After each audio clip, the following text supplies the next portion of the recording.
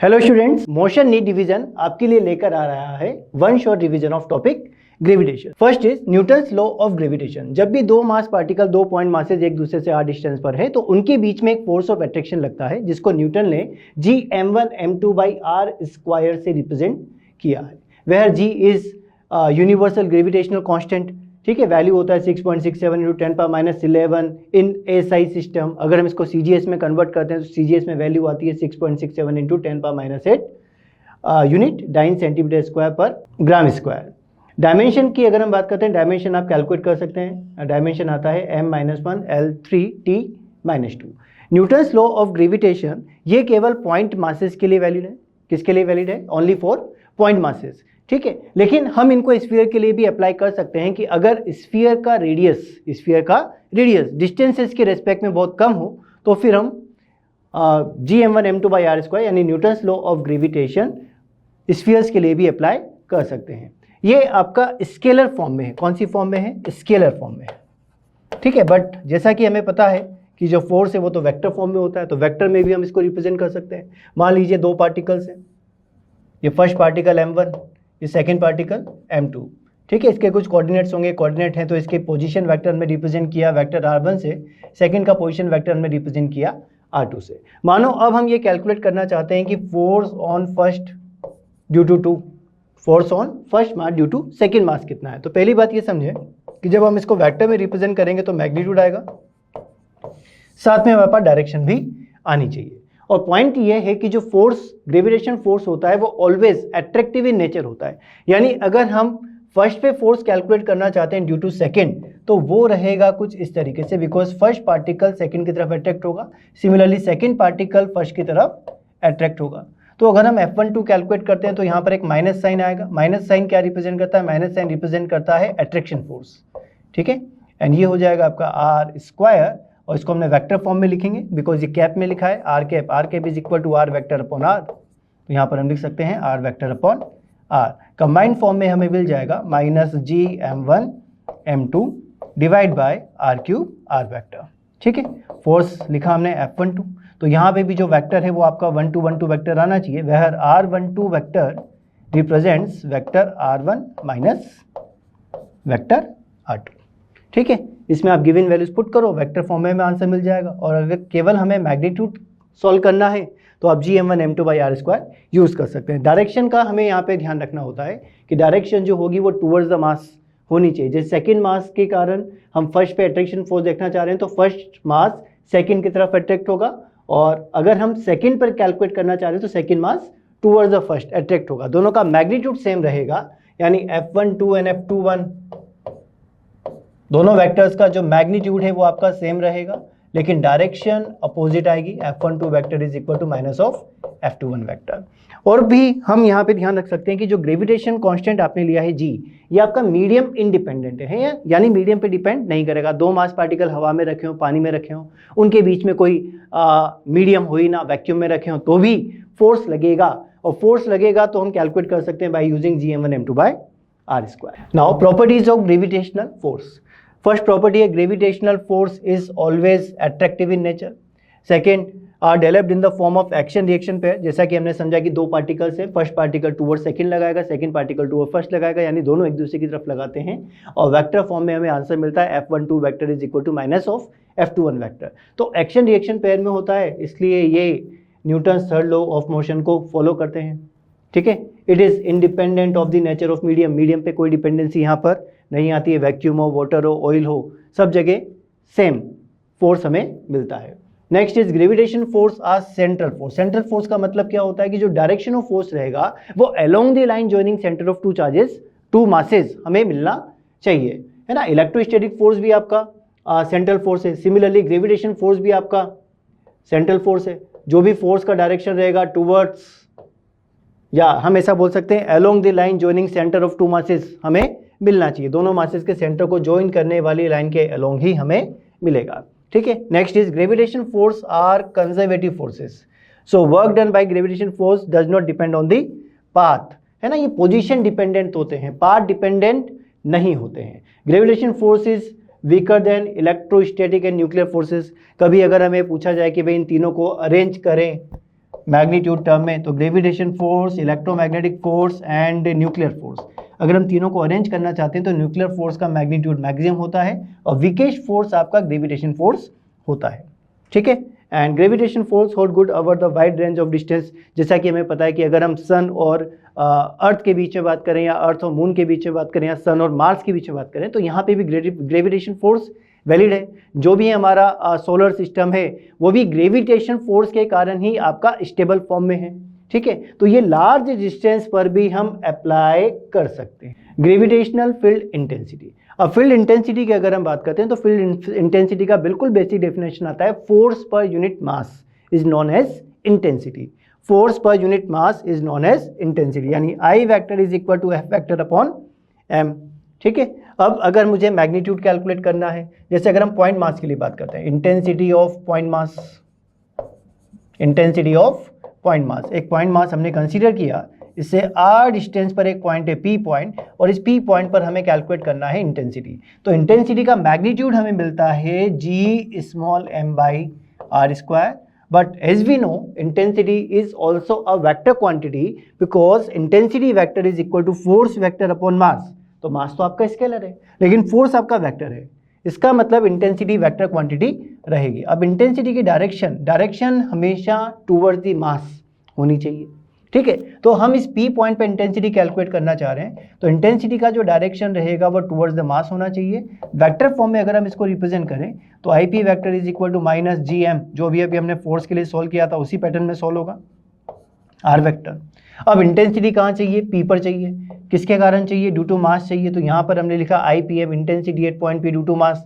तो यहाँ जो वेक्टर बनेगा ये भी आपका PM वेक्टर होना चाहिए, जहाँ पर RPM वेक्टर आप क्या रिप्रेजेंट करेंगे?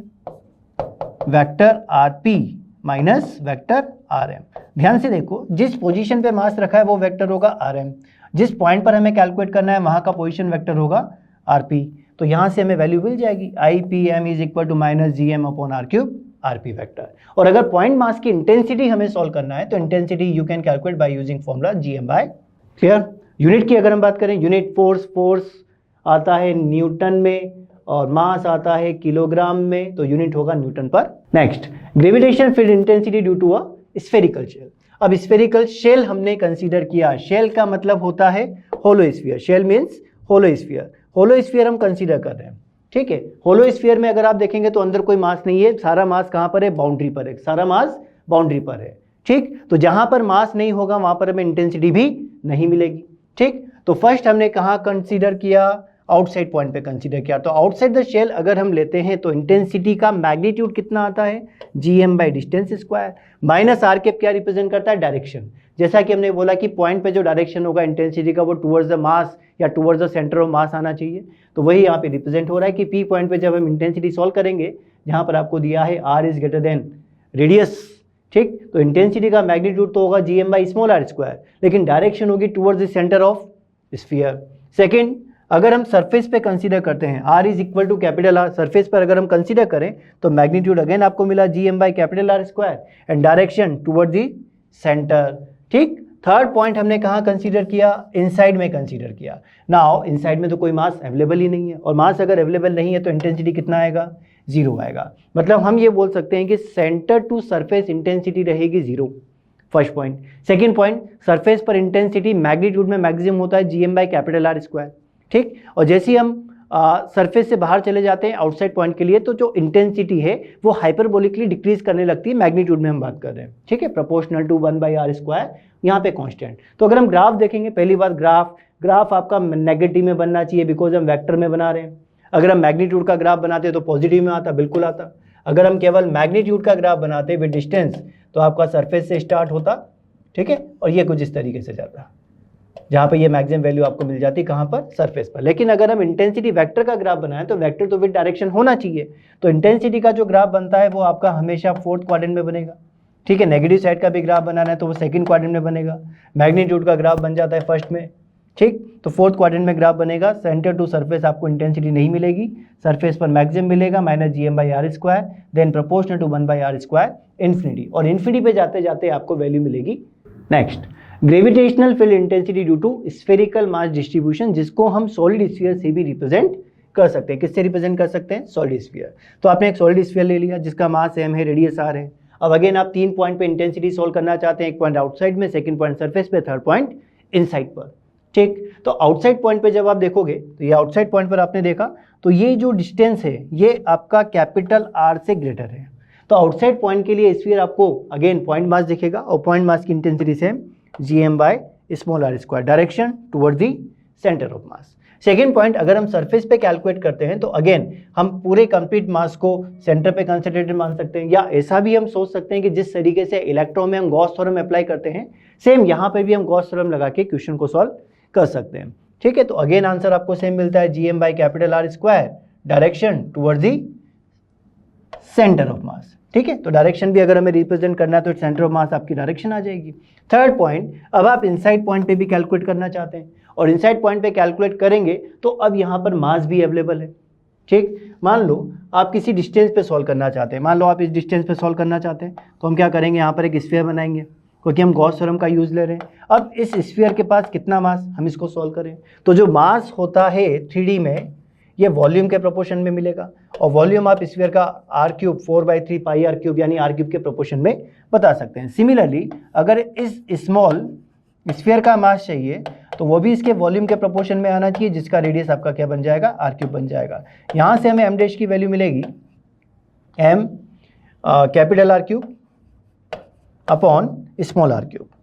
यहाँ से आपको वैल्यू क्या मिलेगी, m capital R³ small r³, क्योंकि आप इन दोनों टर्म को डिवाइड लगाएंगे तो डिवाइड लगाएंगे तो वैल्यू हो जाएगी m' by capital M and r small r³ by capital R³। Clear, तो यहाँ से आपको वैल्यू मिलेगा m' small r³ by capital R³। और इस m' की वैल्यू को अगर हम पुट करें हमारे फॉर्मूले के अकॉर्डिंग, बिकॉज हमें ये जो स्फीयर मिला वो r का मिला, तो इनसाइड पॉइंट पे जो इंटेंसिटी जाएगी वो आपकी बन जाएगी gm small r³ by capital R³ distance r²। तो मैग्नीट्यूड यही रहेगा। मैग्नीट्यूड पे हम बात करें तो मैग्नीट्यूड आ गया इसका gmr by r³ and direction की अगर हम बात करेंगे तो डायरेक्शन आपको towards the centre of sphere मिल जाएगा। ठीक है, तो फॉर्मूला हमारे पास आ गया gmr बाई r³ और हम बोल सकते हैं कि जो इनसाइड में इंटेंसिटी होगा वो प्रोपोर्शनल टू r हमें मिलेगा। सेंटर पे सॉल्व करेंगे तो स्मॉल r कितना हो जाएगा, 0, यानी सेंटर पे इंटेंसिटी आएगी 0। तो ग्राफ आपका वही फोर्थ क्वाड्रेंट में बनेगा बिकॉज हम इंटेंसिटी वेक्टर का ग्राफ बना रहे हैं। 0 रहेगा, पहले प्रोपोर्शनल टू r, सरफेस पर आते आते मैक्सिमम, देन हाइपरबोलिकली अपनी वैल्यू को डिक्रीज करेगा, इन्फिनिटी पे जाते आते वैल्यू हो जाएगी 0। ठीक है, यानी मिनिमम इंटेंसिटी हमें कहाँ मिलती है, सेंटर पे मिलती है। मैक्सिमम इंटेंसिटी कहाँ मिलती है मैग्नीट्यूड वाइज, वो आपको मिलती है सरफेस पर, value gm by capital. Next, acceleration due to gravity, है ना। Acceleration due to gravity, surface पर अगर हम वैल्यू देखते हैं तो वैल्यू कितनी आती है, gm/r² से हम रिप्रेजेंट करते हैं, वैल्यू होता है 10 मीटर पर सेकेंड स्क्वायर। न्यूमेरिकल को जल्दी सॉल्व करने के लिए हम वैल्यू कितना ले लेते हैं, 10 मीटर पर सेकेंड स्क्वायर से भी रिप्रेजेंट कर सकते हैं। यहाँ पर एक काम की बात हम समझें, मानो हमने ये कंसीडर किया अर्थ, तो अर्थ का मास कैपिटल M हो गया, रेडियस कैपिटल R हो गई। ठीक है, और यहाँ पर कोई पार्टिकल रखा है, ये स्मॉल m मास कितनी हाइट पर आ गया, h हाइट पर आ गया। सेंटर से कितना डिस्टेंस हो गया, सेंटर से डिस्टेंस हो गया r। अब इस स्मॉल m मास पे लगने वाले फोर्सेस की अगर हम बात करें तो स्मॉल m मास पे जो फोर्स लग रहा है, एक फोर्स तो आपका लगेगा mg, है ना, बिकॉज जब हम स्टार्टिंग में LLM वगैरह पढ़ते हैं तो वहाँ पर हम फोर्स यही बताते हैं कि mg फोर्स लग रहा है। ठीक है, अब यहाँ से अगर हम देखें तो इंटेंसिटी ऑफ फोर्स को भी आपने रिप्रेजेंट किया था, रिलेट आपने किया किससे, F is equal to mass multiply by intensity. याद आया, अभी देखा था, intensity is equal to force upon mass, उसी से हमें क्या मिलेगा, force is equal to mass multiply by intensity. तो आपने इस पे जो स्फीयर के कारण फोर्स लग रहा है उसको भी आपने रिप्रेजेंट किया, मास मल्टीप्लाई बाय इंटेंसिटी, और दोनों का मैग्नीट्यूड सेम है, डायरेक्शन वो भी सेम है, क्योंकि दोनों फोर्स को ही रिप्रेजेंट कर रहे हैं जो स्मॉल m मास पर लग रहा है। तो यहाँ से हमें काम की बात समझ में आती है कि अगर आप फोर्स की बात करते हैं तो फोर्स तो आ गया आपका mg और mi। ठीक, force is equal to mg and mi। ठीक, और m कैंसिल आउट हो जाएगा तो value of g is equal to value of i। ये है इंपॉर्टेंट पॉइंट कि किसी भी स्फीयर के लिए gravitational intensity and acceleration due to gravity magnitude में क्या आती है, सेम ही आती है। या हम ऐसा भी बोल सकते हैं कि मान लो किसी क्वेश्चन में आपको इंटेंसिटी सोल्व करना है ना, इंटेंसिटी आप किसी कारण से सोल्व नहीं कर पा रहे तो वहाँ पर आप acceleration due to gravity solve कर सकते हैं, आंसर आपको क्या मिलेगा, सेम ही मिलेगा। या किसी क्वेश्चन में आपको acceleration due to gravity solve करना है लेकिन मान लो फॉर्मूला भूल गए तो हम क्या कर सकते हैं, इंटेंसिटी सॉल्व कर सकते हैं। इंटेंसिटी सॉल्व करो, ग्रेविटेशनल एक्सेलरेशन सॉल्व करो, दोनों की वैल्यू क्या आती है, वो सेम ही आती है। ठीक है, जैसे अभी अभी आपने देखा कि ये जो स्फीयर है, अब अगर हम बात करें ये अर्थ है, तो अर्थ तो एक तरीके से आपका सॉलिड स्फीयर है, और ये जो पॉइंट आपने कंसीडर किया ये कहाँ पर है, आउटसाइड में है। तो आउटसाइड पॉइंट पे जो इंटेंसिटी होता है that is equal to GM by distance square, यानी स्मॉल g का वैल्यू आपका GM बाई डिस्टेंस स्क्वायर आना चाहिए। और ये जो डिस्टेंस है स्मॉल r को हम क्या लिख सकते हैं, कैपिटल R प्लस H, क्योंकि डिस्टेंस हमेशा कहाँ से आती है, स्फीयर के सेंटर से आती है। तो ये वैल्यू हुआ कैपिटल R, ये वैल्यू हुआ H, यहाँ पर आपने पुट कर दिया तो ये आ गया हमारा GM by R plus H whole square. ठीक है, बिल्कुल बेसिक फॉर्मेट है। अगर हम सरफेस पर हैं, बिकॉज हम जनरली कहाँ सोल्व करते हैं, एट सरफेस, तो अगर हम सरफेस पर हैं तो H को क्या पुट करेंगे, 0 पुट करेंगे। H को 0 पुट करोगे तो वैल्यू क्या मिलेगी, GM बाई R स्क्वायर मिलेगी, जो यहाँ पे लिखी हुई है। ठीक है, इसको सॉल्व करते हैं, वैल्यू आती है 9.8 मीटर पर सेकेंड स्क्वायर। ध्यान देने वाली बात क्या है कि G का वैल्यू आपको नॉन है, 6.67 इंटू 10 पावर -11 है ना, ऐसा यूनिट। नाउ नेक्स्ट आता है मास। तो अर्थ का मास कंसीडर किया जाता है बच्चों। अच्छा एक बात सुनो बच्चों, कि अगर हमें किसी भी अदर प्लेनेट के लिए कैलकुलेट करना है, किसी भी अदर प्लेनेट के लिए कैलकुलेट करना है, तो आप उस प्लेनेट का मास रख दो, उस प्लेनेट का रेडियस रख दो, है ना, आपको उस पर्टिकुलर प्लेनेट के लिए वैल्यू मिल जाएगी। जैसा हमने अर्थ के लिए सॉल्व किया, ये जो वैल्यू हमें मिली है 9.8, ये कहाँ पर है, सरफेस ऑफ अर्थ पर है। यानी अर्थ के लिए आपने क्या रखा होगा, अर्थ का मास रखा होगा। अर्थ का मास हम कितना कंसीडर करते हैं, 6 इंटू 10 पावर 24 किलोग्राम। अर्थ का रेडियस हम कितना कंसीडर करते हैं, 6400 किलोमीटर। जब आप वैल्यू सॉल्व करोगे तो इसको किस में कन्वर्ट करना होगा, इन टर्म्स ऑफ मीटर, क्योंकि किलोमीटर तो ऐसा सिस्टम में आता ही नहीं है। तो इन सब वैल्यूज को पुट करने के बाद आपको मिलता है 9.8 मीटर पर सेकेंड स्क्वायर। ठीक है, ध्यान रखें। और किसी भी प्लेनेट के लिए आप सॉल्व कर सकते हैं, जिस भी प्लेनेट के लिए सॉल्व करना चाहो तो उस प्लेनेट का आपको मास रखना होगा और उसी प्लेनेट की आपको रेडियस रखनी होगी। ठीक है, और हमें उसका उस पर्टिकुलर प्लेनेट की सरफेस पर ग्रेविटेशनल एक्सीलरेशन की value. Now acceleration due to gravity above the surface due to height, जो अभी अभी हमने सॉल्व किया, इसी एक्सप्रेशन को मैं वापस लिख रहा हूँ, बिकॉज आपसे पूछा है कि हाइट के साथ क्या वेरिएशन आता है। तो हाइट के साथ जी की वैल्यू में वेरिएशन हमें मिलता है GM upon R plus H whole square. ये बिल्कुल बेसिक फॉर्मेट है क्वेश्चन, इक्वेशन नंबर 1 से हमने इसको रिप्रेजेंट किया। अब यहाँ पे कुछ डिफरेंट पॉइंट है जिनको हमें समझना है। फर्स्ट पॉइंट क्या आता है, फर्स्ट पॉइंट ये आता है कि अगर हाइट आपका less than equal to 32 kilometre हो, हाइट कितना है, less than equal to 32 kilometre, यानी अप टू 0.5% ऑफ रेडियस। ठीक है, तो हम H को बिल्कुल नेग्लेक्ट कर देते हैं, because H is very very less than R। तो जहाँ पे भी R प्लस H आता है इसको हम R से रिप्रेजेंट करेंगे, और G की जो वैल्यू आपको मिलेगी वो capital GM by R square से ही रिप्रेजेंट होगा, यानी वैल्यू आएगी 9.8 मीटर पर सेकेंड स्क्वायर, है ना। यही लॉजिक है, यही कारण है जिसके कारण हम काइनेमेटिक्स के जितने भी क्वेश्चन होते हैं उन सब में G को आप 9.8 या 10 मानते हुए सोल्व करते हैं, क्योंकि पार्टिकल को आप कितना प्रोजेक्ट करते हो, ज़्यादा ज़्यादा 100 मीटर, 200 मीटर, 1 किलोमीटर, है ना। तो वहाँ पे ये जो हाइट आती है वो 32 किलोमीटर से कम, 32 किलोमीटर से कम, तो G की वैल्यू में वेरिएशन कंसीडर नहीं करते हैं, और कंसीडर वैल्यू कितना करते हैं इसका, 9.8 या 10 मीटर पर सेकेंड स्क्वायर लेके सोल्व करते हैं। नाउ सेकेंड पॉइंट, अगर हाइट 32 किलोमीटर से ग्रेटर एंड 320 किलोमीटर से कम या अप टू 320 किलोमीटर हो, मतलब हम ऐसा बोल सकते हैं 0.5% of radius and 5% of radius of अर्थ। ठीक है, इस हाइट रेंज में अगर हम बात करें तो हम यहाँ पे कंसीडर करते हैं बाइनोमियल थ्योरम, और बाइनोमियल थ्योरम कंसीडर करने के बाद हमें आंसर मिलता है G1 minus twice of H divide by R। ठीक है, जैसे आपको क्वेश्चन में बोला गया find value of gravity eight 100 kilometre above the surface, 200 kilometre above the surface, है ना, 300 किलोमीटर अबव द सरफेस। तो इस फॉर्मूले में आप H के प्लेस पे वैल्यू पुट करो, सॉल्व करो, तो आपको in terms of G answer मिल जाएगा। ठीक है, अब पॉइंट ये है कि जो ग्रेविटेशनल एक्सीलरेशन की वैल्यू है वो आपको अर्थ की सरफेस पर मैक्सिमम मिलती है। आप सरफेस से अगर किसी हाइट पे जाते जाएं या डेप्थ पे जाते जाएं तो दोनों ही केस में वैल्यू में क्या आता है, चेंज आता है। और चेंज कैसा आता है, वो हमेशा डिक्रीमेंट होता है, कभी भी वैल्यू इंक्रीज नहीं करेगी, हमेशा वैल्यू क्या करेगी, डिक्रीज करेगी। तो हम ये देखना चाहते हैं कि यहाँ पे फ्रैक्शन चेंज कितना है। फ्रैक्शन चेंज अब किस रेस्पेक्ट में देख रहे हैं कि सरफेस के रेस्पेक्ट में कितना। तो यहाँ से आपने इस इक्वेशन को सॉल्व किया तो वैल्यू आई GH minus G by G is equal to minus 2H by R। तो जैसा कि मैंने बोला आपको कि सरफेस पर मैक्सिमम होता है, हाइट या डेप्थ के साथ उसकी वैल्यू कम होती जाती है, चेंज जब भी होगा वो डिक्रीमेंट ही होगा। तो यहाँ से आपको मिला ये delta ji by ji is equal to minus twice of H by R. यहाँ पे माइनस क्या रिप्रेजेंट कर रहा है, माइनस यहाँ पे रिप्रेजेंट कर रहा है कि जैसे जैसे हाइट इंक्रीज होगा वैल्यू डिक्रीज करेगी, ठीक है। और 320 किलोमीटर से अगर ज़्यादा हाइट है तो हम डायरेक्टली किसको यूज़ करेंगे, G M by R plus H whole square, जो बेसिक फॉर्मेट है उसी को यूज़ किया जाएगा। Acceleration due to gravity below the surface due to depth. मानो हमने कंसीडर किया ये अर्थ, और अर्थ का ग्रेविटेशनल एक्सेलरेशन हम कैलकुलेट करना चाहते हैं सरफेस पर।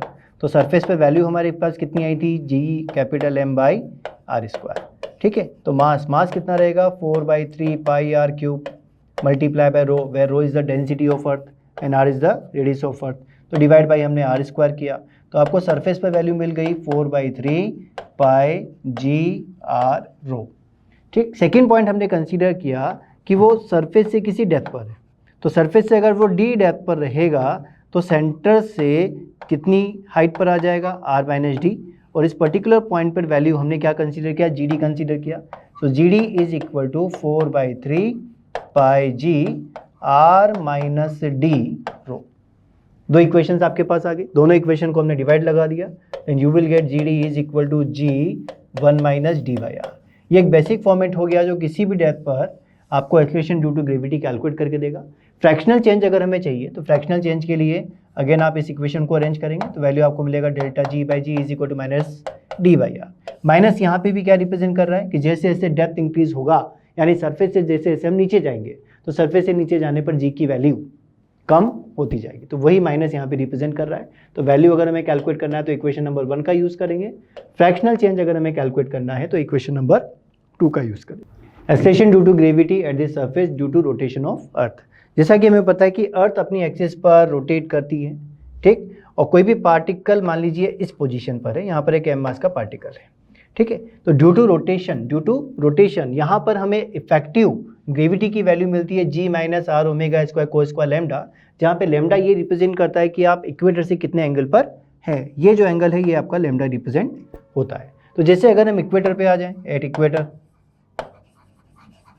इक्वेटर, तो लेमडा कितना कंसीडर होगा, 0 कंसीडर होगा। और लेमडा अगर 0 कंसीडर होगा तो जी डैश का वैल्यू आपको क्या मिलेगा, जी माइनस ओमेगा स्क्वायर आर। इसी तरीके से अगर हम पोल पे चले जाएं, एट पोल, तो एट पोल लेमडा कितना रहेगा, पोल पे आपको लेमडा मिलेगा 90। और कोस 90 का वैल्यू कितना होता है, 0 होता है। दैट मीन्स जी डैश अगर आप कैलकुलेट करेंगे तो वैल्यू आ जाएगा जी, बिकॉज cos 90 0 होता है, तो ये वाला टर्म 0 हो जाएगा। यानी हम ये बोल सकते हैं कि इक्वेटर पे अगर आप वैल्यू कैलकुलेट करते हैं तो वो आपको जी माइनस ओमेगा स्क्वायर मिलता है, और अगर हम पोल पे जी का वैल्यू कैलकुलेट करते हैं तो वो जी के इक्वल मिलता है। दोनों को कंपेयर करके आप क्लियरली बोल सकते हैं कि जो पोल है, पोल पर ग्रेविटेशनल एक्सेलरेशन का वैल्यू इक्वेटर से ग्रेटर होता है, and G P minus G equator अगर हम सॉल्व करते हैं तो वैल्यू हमें 0.02 मीटर पर सेकेंड स्क्वायर के अप्रोक्स मिल जाती है, ठीक है। तो कभी भी अगर हमें due to rotation effect in G consider करना है तो इस फॉर्मेट को हम यूज कर सकते हैं, जहां पर हम ध्यान रखेंगे कि लेमडा कहां से एंगल है, लेमडा आपका इक्वेटर से एंगल है। इक्वेटर से जैसे जैसे हम ऊपर जाते जाएंगे एंगल इंक्रीज होता जाएगा। Next is gravitational potential energy. Definition क्या है, potential energy of a system corresponding to conservative force what defined as, है ना, D U is equal to minus F dot D R, D U is equal to minus ये F C dot D R. यानी हम ऐसा बोल सकते हैं कि work done against conservative forces is known as change in potential energy of the system. यानी हम इसको लिख सकते हैं यू डेल्टा यू से आप इसको रिप्रेजेंट करेंगे और ये आपको मिल जाएगा work done by conservative forces, ठीक। अब दो मास पार्टिकल अगर आपको गिवन है, दो मास पार्टिकल है, 2 point masses m1 m2 distance r, तो वहां पर पोटेंशियल एनर्जी हम रिप्रेजेंट करते हैं minus G m1 m2 by r से, है ना। सिस्टम आप समझे, दो मास पार्टिकल्स आपको गिवन है m1 m2 एंड दोनों के बीच में सेपरेशन है r। तो इस सिस्टम की जो एनर्जी आपको मिलेगी पोटेंशियल एनर्जी आप रिप्रेजेंट करेंगे minus G m1 m2 by r, ठीक। नेक्स्ट पॉइंट है the velocity required to project a particle to height H from the surface of earth.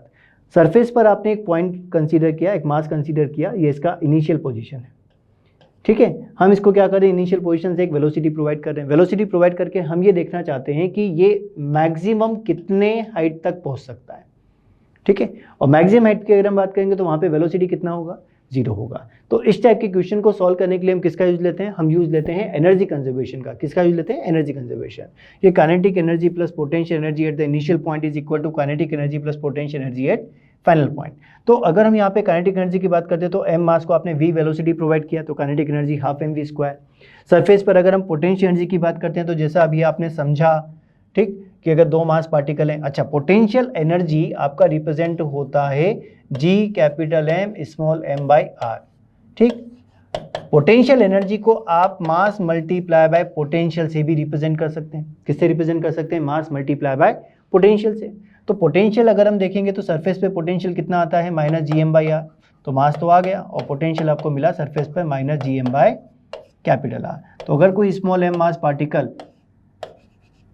Sphere mass m radius r से की surface पर है तो potential energy कितनी आती है, minus GM upon small r। तो वो वैल्यू पुट किया, काइनेटिक एनर्जी फाइनल पे 0 मिलेगा और पोटेंशियल एनर्जी आपको मिलेगी minus GM upon r plus h। तो यहाँ से हमने v का वैल्यू फाइंड किया और ये हमारे लिए एक इंपॉर्टेंट फॉर्मूला हो सकता है, टूल हो सकता है। कैसे कि मान लीजिए आपको क्वेश्चन में हाइट गिवन है कि पर्टिकुलर हाइट तक हमें पहुंचाना है, बताओ कितनी वेलोसिटी से प्रोजेक्ट करेंगे। तो h का वैल्यू यहाँ पुट करो, v हमें मिल जाएगा। आपको बोला गया कि हमने पार्टिकल को v वेलोसिटी से प्रोजेक्ट किया, कहाँ से, सरफेस से, और हमें कैलकुलेट करना है कि कितना मैक्सिमम हाइट तक वो जाएगा।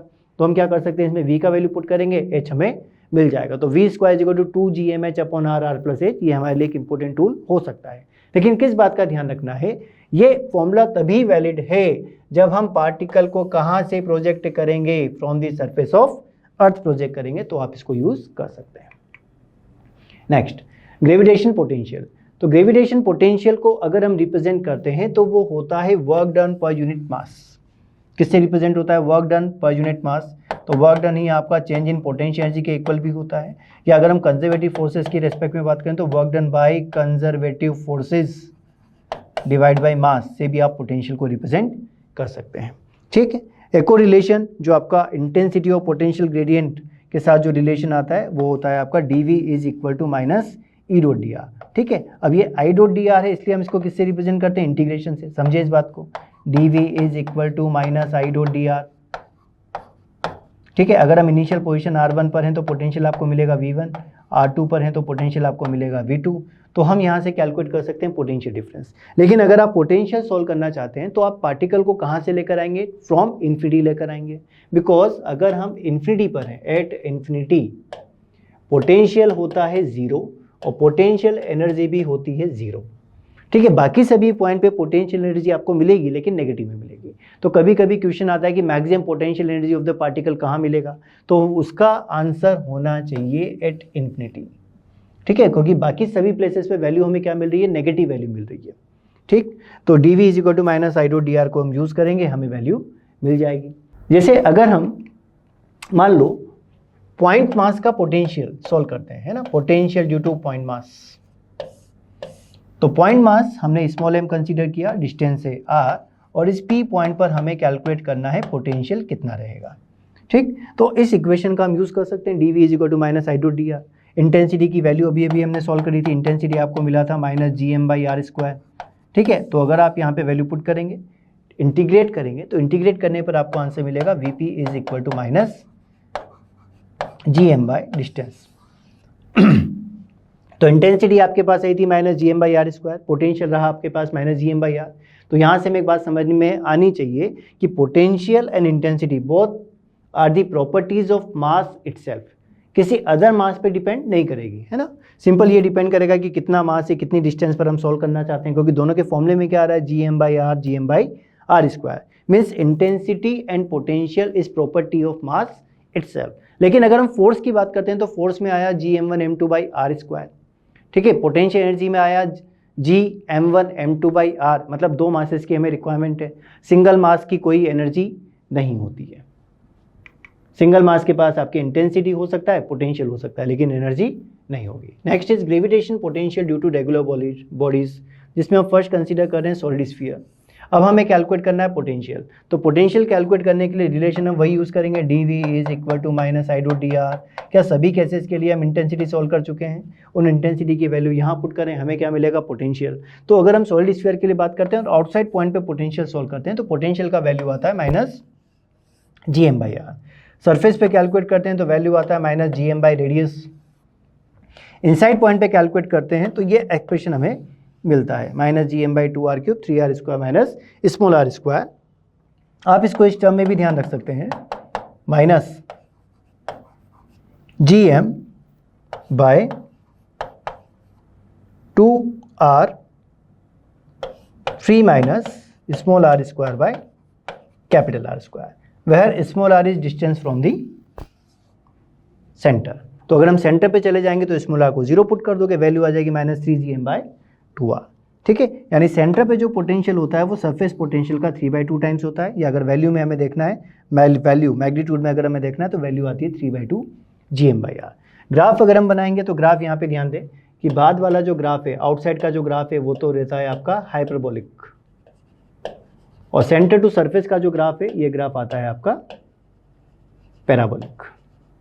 ठीक है, बिकॉज आप यहाँ से भी देख सकते हैं कि वैल्यू जा रही है प्रोपोर्शनल टू 1/r, लेकिन अगर आप यहाँ पे देखें तो v is proportional to r² में आ रहा है, r² में आ रहा है, मतलब v proportional to r²। Graph किस नेचर का बनना चाहिए? पैराबोलिक नेचर का ग्राफ बनना चाहिए। तो इनसाइड में ग्राफ बनता है पैराबोलिक, मैक्सिमम वैल्यू मैग्नीट्यूड आपको मिलता है सेंटर पे, सरफेस तक जाते जाते डिक्रीज होता है, फिर इन्फिनिटी पे जाते जाते भी डिक्रीज होगा। नेक्स्ट, अगर हम शेल कंसीडर करें तो शेल कंसीडर करने पर पोटेंशियल आउटसाइड पॉइंट पर हमें सेम मिलता है minus G M by small r। Surface पर अगर आप कैलकुलेट करते हैं तो वो भी आपका सेम ही आता है minus G M by capital R। जो सॉलिड स्फीयर के लिए मिला था वही आपको शेल के लिए भी मिलता है। थर्ड पॉइंट, अगर हम इनसाइड पे सॉल्व करें तो जैसा कि हम इलेक्ट्रो में भी समझते हैं कि जो होलो स्फीयर होता है वो आपका इक्विपोटेंशियल होता है, सिमिलरली यहाँ पे भी अगर शेल है तो शेल आपका इक्विपोटेंशियल होता है। सेंटर टू सरफेस पोटेंशियल की वैल्यू सेम ही आती है, तो यहाँ पे भी वैल्यू आपको क्या मिलेगा? G M by capital R। जो सरफेस पे मिला था वही आपको सेंटर पे भी मिलेगा। तो इनसाइड सभी पॉइंट पे वैल्यू सेम रहती है, उसके बाद ये प्रोपोर्शनल टू 1/r डिक्रीज होते होते 0 तक चली जाती है।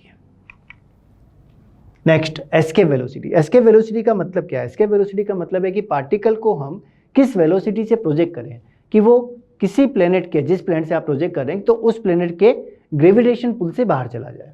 ठीक है, it is the minimum velocity required for an object located at the planet surface so that it just escape the planets gravitational field.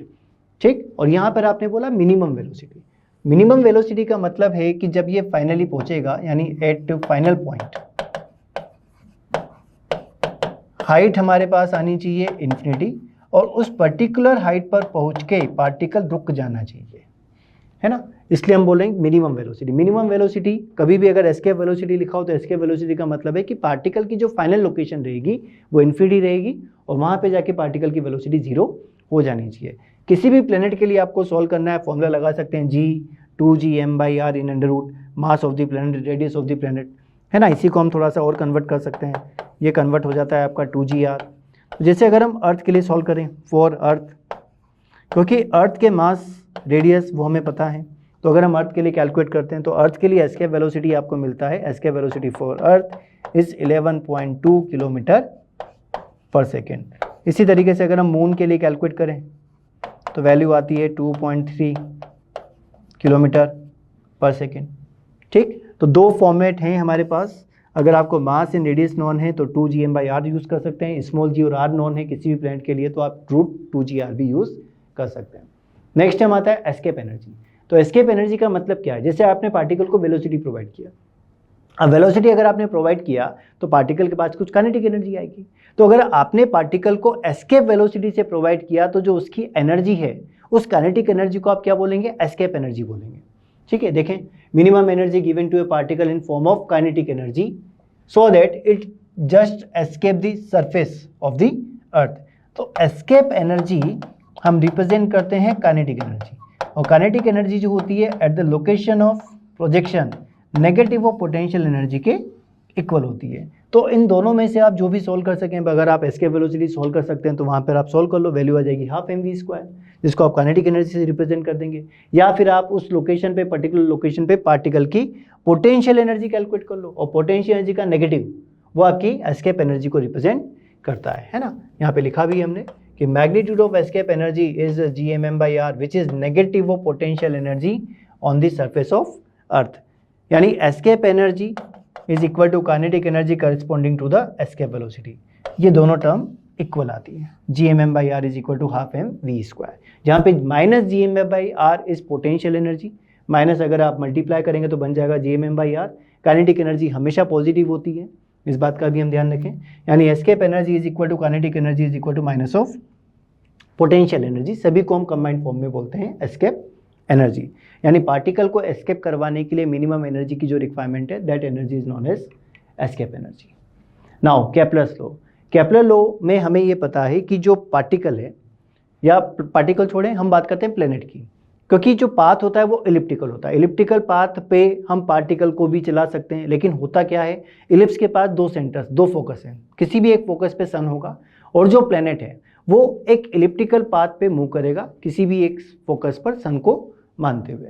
ठीक है, जैसे हमने माना कि यहाँ पर ये फोकस पाथ रहा इलिप्टिकल, तो सन तो यहाँ पर है, और जो प्लेनेट है मान लो वो कुछ इस तरीके से एंटी क्लॉकवाइज डायरेक्शन में चल रहा है। तो एक पॉइंट आपको मिलेगा जो बिल्कुल पाथ में पास वाला पॉइंट है, जिसको हमने आर मिनिमम से रिप्रेजेंट किया, that point is known as perihelion point, है ना, पास वाला पेरीहेलियन पॉइंट।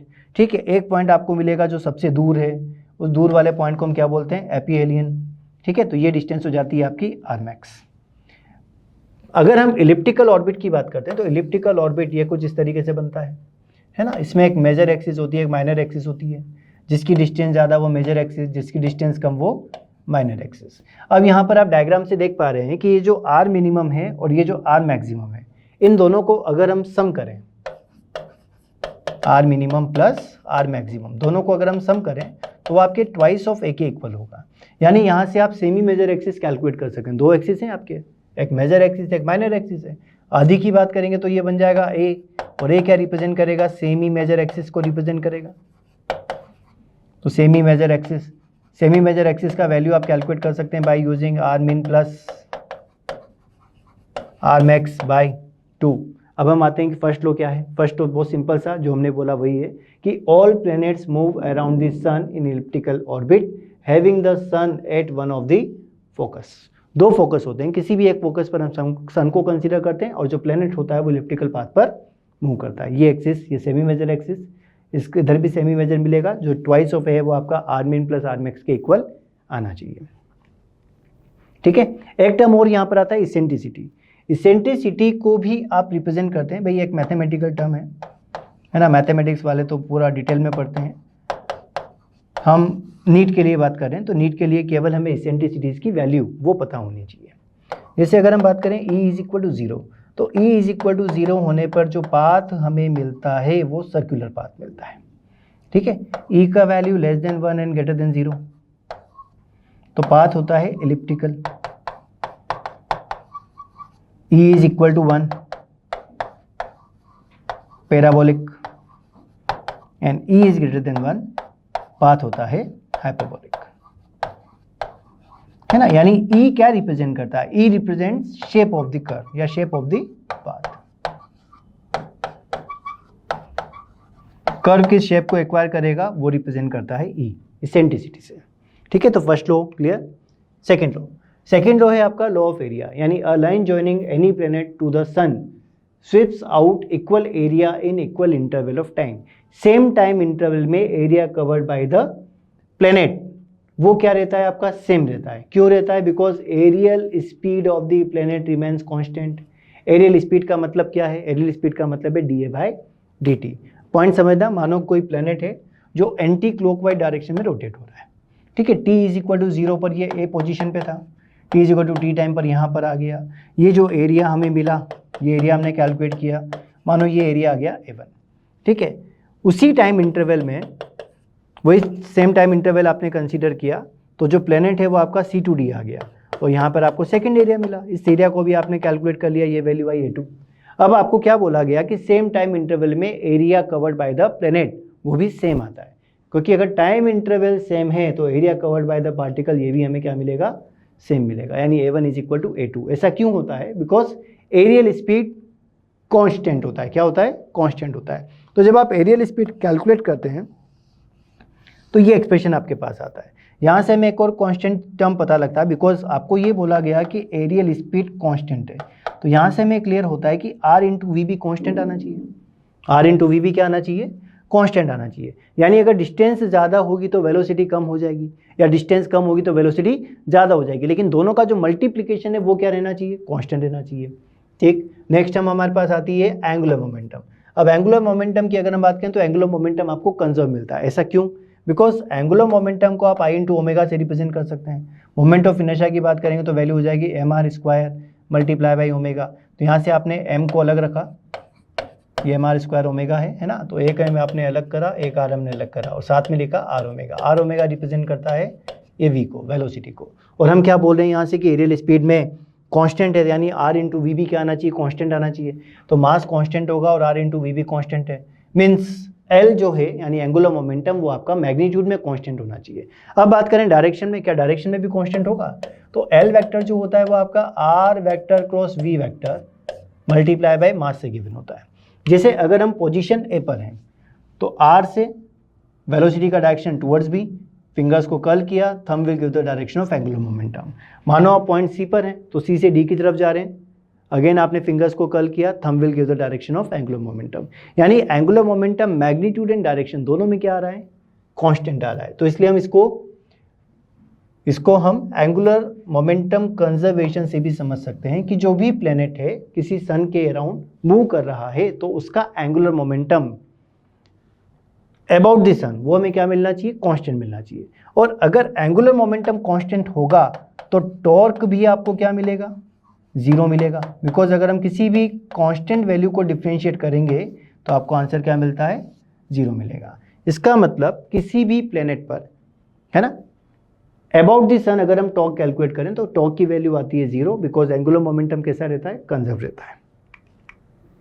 नेक्स्ट, ठीक है, तो वही जो टर्म हमने अभी देखा वो यहाँ पे लिखा है कि एरियल स्पीड dA/dt कांस्टेंट है, देयरफॉर एंगुलर मोमेंटम ये आपका कांस्टेंट है, और जो आपका सेकंड लॉ है वो किसके इक्विवेलेंट है, वो आपके कंजर्वेशन ऑफ एंगुलर मोमेंटम के इक्विवेलेंट है। एक पॉइंट और हम ये समझ रहे थे कि एंगुलर मोमेंटम अगर सेम है तो किसी भी दो लोकेशन पर अगर आप वैल्यू देखेंगे तो mv1r1 is equal to mv2r2 हमें मिलेगा, है ना, mv1r1 is equal to mv2r2 ये आपको मिलेगा। यहाँ पर हम मास को क्या कर सकते हैं, कैंसिल आउट कर सकते हैं। और ये जो फॉर्मेट है v into r is equal to constant, ये न्यूमेरिकल को सॉल्व करने के लिए आपके लिए एक कॉन्सेप्ट बन सकता है कि आपको कभी भी अगर डिस्टेंस दिया है, किसी लोकेशन का वेलोसिटी दिया है, ठीक है, सेकंड लोकेशन आपको गिवन है, डिस्टेंस दिया, पूछा कि वहाँ पे वेलोसिटी कितना होगा, यानी v1r1 is equal to v2r2 solve कर सकते हैं। ठीक, अब आपके पास एक और टर्म आता है ये vmax और vmin का रेशो। ठीक है, ध्यान दें, rmax अगर हम कैलकुलेट करते हैं तो rmax की वैल्यू आती है a टाइम्स 1 प्लस e। ठीक है, rmin की वैल्यू आती है a टाइम्स 1 माइनस e। तो जब आप इन दोनों का रेशियो लेते हैं तो रेशियो आपको मिलता है rmax upon rmin is equal to 1 plus E upon 1 minus E. और अगर जो भी हमने पढ़ा उस पर ध्यान दें तो जो एपीहेलियन पॉइंट होता है वो सबसे दूर वाला पॉइंट होता है ना, तो वहाँ पे डिस्टेंस रहती है मैक्सिमम।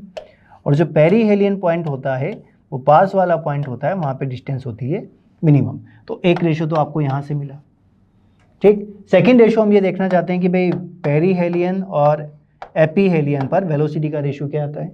तो इक्वेशन क्या है, v1r1 is equal to v2r2, यानी vp/rp is equal to va/ra। तो अगर हमें कैलकुलेट करना है vp/va and you will gate ra/rp। तो ये आपका ra/rp के इक्वल होगा। और ra/rp की वैल्यू अभी भी आपने कैलकुलेट किया 1 प्लस ई अपॉन 1 माइनस ई। तो यही रेशियो आपको मिला। तो मैक्सिमम वेलोसिटी आती है पेरीहेलियन पॉइंट पे, मिनिमम वेलोसिटी आती है एपीहेलियन पॉइंट पे। मैक्सिमम अपॉन मिनिमम का रेशियो हमेशा सेम आता है 1 प्लस ई अपॉन 1 माइनस ई। लेकिन इस बात का ध्यान रखें कि जहाँ पे वेलोसिटी मैक्सिमम है वहाँ पे डिस्टेंस मिनिमम होगी, और जहाँ डिस्टेंस मैक्सिमम है वहाँ पर वेलोसिटी मिनिमम होगी। Third law, the square of the period of revolution of any planet around the sun is directly proportional to the cube of the semi major axis of the elliptical orbit. ठीक है, और circular orbit अगर होगा तो radius में जाता है। ठीक, टाइम पीरियड की अगर हम बात करते हैं तो टाइम पीरियड आपको मिलता है ये 2πr/v से सॉल्व कर सकते हैं। ठीक है, एक्सप्रेशन हमारे पास आता है t is equal to 2π √gm r part 3/2। इसका स्क्वायर कर देते हैं तो t square is equal to 4π²/gm r3। तो यहाँ से हमें रिलेशन मिला, ये जो टर्म है 4π²/gm इस टर्म को हम बोलते हैं कैप्लर्स कांस्टेंट। कौन सा कांस्टेंट? Kepler's constant. ये वैल्यू फिक्स, ठीक। तो यहाँ से हमें एक एक्सप्रेशन मिल जाता है T square proportional to are cube. ये जो एक्सप्रेशन है ये हमने डिराइव किया है किसके लिए? सर्कुलर ऑर्बिट के लिए, 2 पाई आर बाई वी, है ना, वहाँ से हमने इसको डिराइव किया। तो हमारे पास वैल्यू आ गई T square proportional to are cube. अगर ऑर्बिट आपका सर्कुलर है तो आर किसको रिप्रेजेंट करेगा? रेडियस को रिप्रेजेंट करेगा। ऑर्बिट आपका इलिप्टिकल है, कैसा इलिप्टिकल? ऑर्बिट कैसा है? इलिप्टिकल है। तो ए क्या रिप्रेजेंट करेगा? ए आपके सेमी मेजर एक्सिस को रिप्रेजेंट करेगा। मतलब हम यहाँ पे बोल सकते हैं टी स्क्वायर प्रोपोर्शनल टू, ध्यान से देखें, r max plus r min by 2 whole cube, ऐसा भी लिखा हुआ हमें मिल सकता है, ठीक है। कभी कभी ग्राफ पूछते हैं कि टी वर्सेज आर ग्राफ बनाओ, तो टी वर्सेज आर ग्राफ हम बनाएंगे तो ये हमें दिख रहा है कि टी की पावर कम है, आर की पावर ग्रेटर, यानी आर की स्मॉल वैल्यू के लिए टी आपका लार्ज बढ़ जाएगा, यानी जो कर्व बनेगा जो टिल्टेड होगा टुवर्ड्स टी। सेकंड ग्राफ आपसे पूछ सकते हैं between T square and r cube, तो ये एक स्ट्रेट लाइन ग्राफ बनेगा। A satellite of mass m is moving in an orbit of radius r with speed v0. The required centripetal force is provided by the gravitation force. हम बात कर रहे हैं कि कोई सैटेलाइट है। अब सैटेलाइट किस पाथ पे मूव कर रही है? मान लो हम सर्कुलर पाथ की बात कर लेते हैं, है ना। हम क्या कंसीडर करते हुए चल रहे हैं? सर्कुलर पाथ कंसीडर करते हुए चल रहे हैं। तो सर्कुलर पाथ पे क्या होगा? अब सर्कुलर पाथ है तो पाथ सर्कुलर होने का मतलब वहां पर एक सेंट्रीफ्यूगल फोर्स या सेंट्रीपिटल फोर्स होना चाहिए। अब ये जो सेंट्रीपिटल फोर्स है किसने प्रोवाइड किया? ये प्रोवाइड किया आपकी ग्रेविटेशन फोर्स ने, ठीक है। तो हमने दोनों को इक्वेट करा कि m we square by r is equal to G m one m two by r, जहाँ पर हमने प्लैनेट के मास को कैपिटल एम कंसीडर किया और सैटेलाइट के मास को आपने स्मॉल एम कंसीडर किया, ठीक है। तो एक्सप्रेशन हमारे पास आ गया G M upon small R, यानी G M upon R plus H in under root. इस वेलोसिटी को हम बोलते हैं ऑर्बिटल वेलोसिटी, यानी जो सैटेलाइट का वेलोसिटी है that velocity is orbital velocity. अगर सैटेलाइट अर्थ की सरफेस के अराउंड ऑर्बिट करता है तो एच की वैल्यू आर के रिस्पेक्ट में कम हो जाएगी, यानी आर प्लस एच को हम डायरेक्टली क्या लिख सकते हैं? कैपिटल आर लिख सकते हैं, और ये वैल्यू आ जाएगा आपका जी एम बाई आर, ठीक। और जी एम बाई आर को हम रूट जी आर से भी रिप्रेजेंट कर सकते हैं, वैल्यू है 11.2। ध्यान देने वाली बात यह है कि अभी अभी आपने एस्केप पढ़ा था, एस्केप का फॉर्मूला था root 2 G M by r या रूट 2 जी आर। तो हम ऐसा लिख सकते हैं कि जो ऑर्बिटल वेलोसिटी होता है वो एस्केप वेलोसिटी बाई रूट 2 के इक्वल होता है, क्योंकि एस्केप वेलोसिटी आपके पास कितना आया था? 11.2 किलोमीटर पर सेकेंड, डिवाइड बाई 2 लगाएंगे, रूट 2 लगाएंगे, तो रूट 2 लगाने पर वैल्यू आपको मिलेगा 8 किलोमीटर पर सेकेंड। लेकिन ये अप्रॉक्स वैल्यू है, एग्जैक्ट वैल्यू जो आती है दैट इज 7.92 किलोमीटर पर सेकेंड, और ये वैल्यू हमें याद रखना है, ठीक है। अगर ऑप्शन में है न्यूमेरिकल हमें सॉल्व करना है तो आप 8 लेते हुए भी सॉल्व कर सकते हैं, but exact value is 7.92 kilometre. Time period जो भी मैंने डिराइव किया था 2 पाई आर बाई वी, तो यहाँ पर ये वी की वैल्यू हमने G M by r put किया, ये एक्सप्रेशन हमारे पास आ गया। ये आ गया आपके पास equation T square equal to 4 pi square by G M multiply by R cube, ठीक। Kepler's constant 4 pi square by G M, तो हमारे पास रिलेशन आ गया T square proportional to are cube. Surface around the earth होगा तो ये value आपके पास 7.2 आ रही है ना, जो जिसका एग्जैक्ट वैल्यू कितना आता है? 7.92 किलोमीटर पर सेकेंड। अब पॉइंट ये है कि अगर कोई सैटेलाइट अर्थ की सरफेस के पास में ऑर्बिट कर रही है तो उसका टाइम पीरियड कितना? तो टाइम पीरियड कैलकुलेट करने के लिए हम इस रिलेशन का यूज ले सकते हैं, बिकॉज हम क्या लिखेंगे? T square is equal to 4 pi square by G M, और अर्थ की सरफेस के पास है तो यहाँ पर हमने आर क्यूब रिप्रेजेंट किया, ठीक। तो T square is equal to 4 pi square, और G M by capital R square को हम स्मॉल जी से रिप्रेजेंट कर सकते हैं, तो यहाँ पे वैल्यू आ गई आर, तो 2 pi root r by G in terms of notation. और जब आप सॉल्व करते हैं वैल्यू, सॉल्व करने पे वैल्यू कितनी आती है? 84 मिनट या 1 आवर 24 मिनट्स। कभी कभी ये इस तरीके से भी लिखा होता है 1.4 आवर्स, है ना। सेकंड में भी आप इसको कन्वर्ट कर सकते हैं, तो सेकंड में भी ये कन्वर्ट हो। एनर्जी ऑफ सैटेलाइट, कोई भी सैटेलाइट अगर मूव कर रही है, मान लो हम सर्कुलर ऑर्बिट की बात कर रहे हैं, तो सर्कुलर ऑर्बिट में जो वेलोसिटी है वो ऑर्बिटल वेलोसिटी। ऑर्बिटल वेलोसिटी अगर हम यहाँ पे पुट करेंगे तो वैल्यू आ जाएगी वो root G M by small r, put कर दिया तो ये आ गई आपके पास काइनेटिक एनर्जी। पोटेंशियल एनर्जी की बात करेंगे तो पोटेंशियल एनर्जी है minus G M by small r. Total energy आपका दोनों का सम होना चाहिए, तो potential energy plus kinetic energy, दोनों को जब आपने प्लस किया तो प्लस करने पर आपको वैल्यू कितना मिला, -gmm/2r। ध्यान देने वाली बात यह है कि kinetic energy is equal to minus of total energy is equal to minus of u/2। या अगर हम मैग्नीट्यूड कंपेयर करते हैं तो kinetic energy and total energy का मैग्नीट्यूड सेम आता है, जो पोटेंशियल एनर्जी के मैग्नीट्यूड का हाफ होता है। तीनों का हमें ग्राफ बनाना है, तो काइनेटिक एनर्जी हमेशा पॉजिटिव रहेगी, काइनेटिक एनर्जी हमेशा कैसी रहेगी, पॉजिटिव रहेगी, तो इसका ग्राफ आपका पॉजिटिव में बनना चाहिए। ठीक है, टोटल एनर्जी आपका नेगेटिव आएगा, लेकिन दोनों का मैग्नीट्यूड बिल्कुल सेम, तो दोनों के ग्राफ बिल्कुल सिमिलर बनने चाहिए। एक का बनेगा फर्स्ट क्वाड्रेंट में, एक का बनेगा फोर्थ क्वाड्रेंट में। और पोटेंशियल एनर्जी का जो मैग्नीट्यूड है वो टोटल एनर्जी का डबल है, यानी इससे ज़्यादा किसी वैल्यू पर हमें ये ग्राफ देखने को मिलेगा। Next, binding energy. Binding energy का मतलब क्या है कि मानो अगर कोई सैटेलाइट है, अब सैटेलाइट की टोटल एनर्जी हमें मिला -gmm/2r, इसका मतलब टोटल एनर्जी नेगेटिव। ठीक, तो बाइंडिंग एनर्जी का मतलब क्या है कि अगर हमें इस सैटेलाइट को क्या करना है, जैसे ये प्लेनेट है और यहाँ पे कोई सैटेलाइट है, अब ये सैटेलाइट इस प्लेनेट के अराउंड क्या कर रही है, मोशन कर रही है, तो इसकी टोटल एनर्जी अगर हम कैलकुलेट करें तो टोटल एनर्जी आपको नेगेटिव मिलेगी। हमें इसको एस्केप करवाना है, सैटेलाइट को क्या करना है, एस्केप करवाना है। तो एस्केप कराने पर ये कहाँ चला जाएगा, एस्केप कराने पर ये इन्फिनिटी पे चला जाएगा, और इन्फिनिटी पे जाएगा तो टोटल एनर्जी कितनी हो जाएगी, 0। इसका मतलब कुछ अमाउंट ऑफ एनर्जी अगर हम इसमें ऐड करें तो ये अमाउंट ऑफ एनर्जी, यही आपका बाइंडिंग एनर्जी होता है। ठीक है, तो total mechanical energy of a close system is negative, the modulus of this total mechanical energy is known as binding energy. है ना, टर्म आप समझने का ट्राई करें कि हम कितना एक्स्ट्रा एनर्जी प्रोवाइड करें सैटेलाइट को, ताकि ये यहाँ के ग्रेविटेशन पुल से फ्री होकर कहाँ चला जाए, इन्फिनिटी पे चला जाए, यानी फ्री हो जाए, एस्केप कर जाए। ठीक है, तो हम कैलकुलेट कर सकते हैं ऐसे, T1 + delta E is equal to T2। तो T1 कितना आ रहा था आपका, नेगेटिव में आ रहा था, है ना, या हम इसको ऐसे लिखें, T1 तो है ही सही, ये आपका डेल्टा U है, डेल्टा E है, और टोटल एनर्जी कितनी हो जाएगी, 0।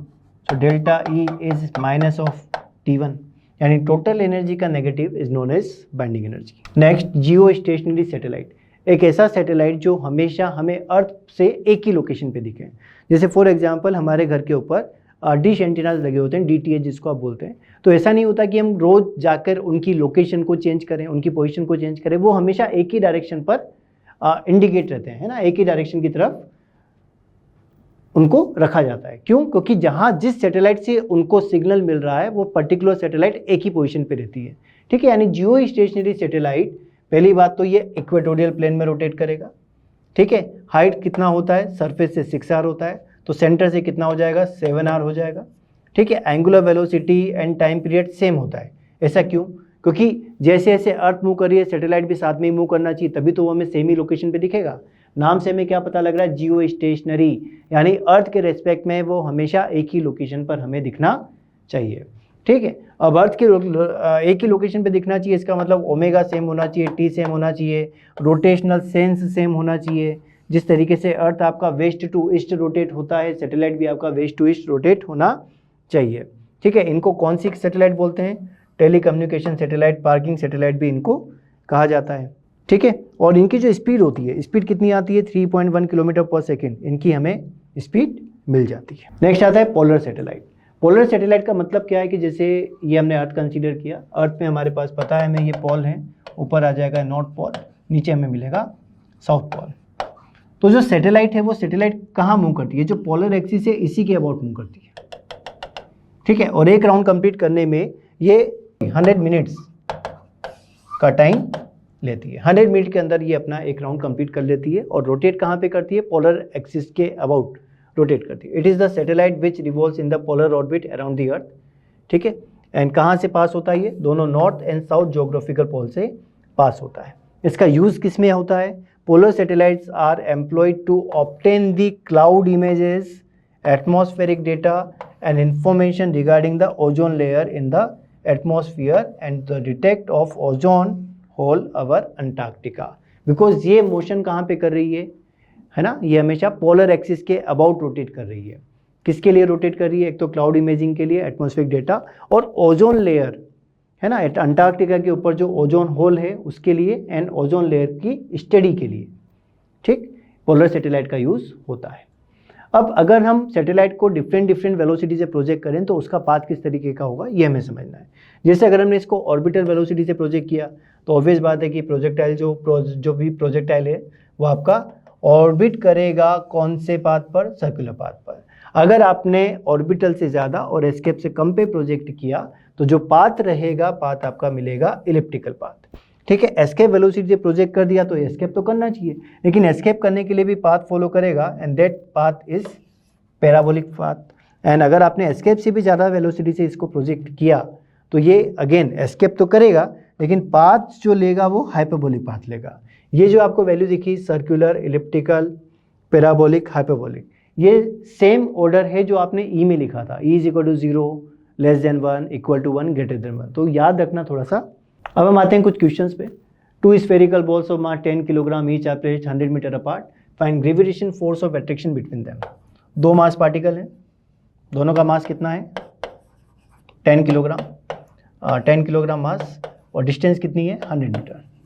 और आपसे पूछा गया कि फोर्स कितना लगेगा, तो force you can calculate by using Gm1m2 by r square. So value of G 6.67 into 10⁻11। First mass 10 kilogram, second mass 10 kilogram, distance 100 का स्क्वायर। सॉल्व करेंगे तो -11 + 2 -9, नीचे से और चला जाएगा ये, तो 6.67 इंटू 10⁻11 + 2 एंड -4।